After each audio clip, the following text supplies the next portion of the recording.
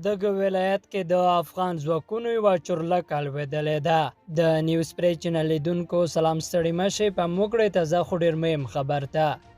د راپورونو له مخې دغه پیښه تېره شپه هغه مهال رامنځته شوې چې د ځانګړو ځواکونو چورلکې غوښتل د وردګو ولایت په چختو ولسوالۍ کې ځانګړي عملیات ترسره کړي.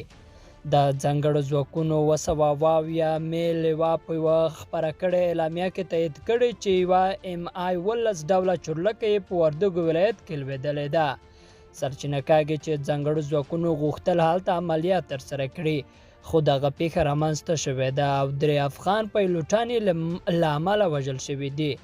بلخوا طالبانو بیا د یوې اعلامیې په خپرولو سره د دغه الوتکې د ویشتلو مسؤلیت منلی دی او وایي د الوتکې ټوله عمله وژل شوې ده. دا پیښه داسې مهال رامنځته کیږي چې په هیواد کې جګړې اوج ته رسېدلې دي، خو د سولې خبرې په ټپه ولاړې دي.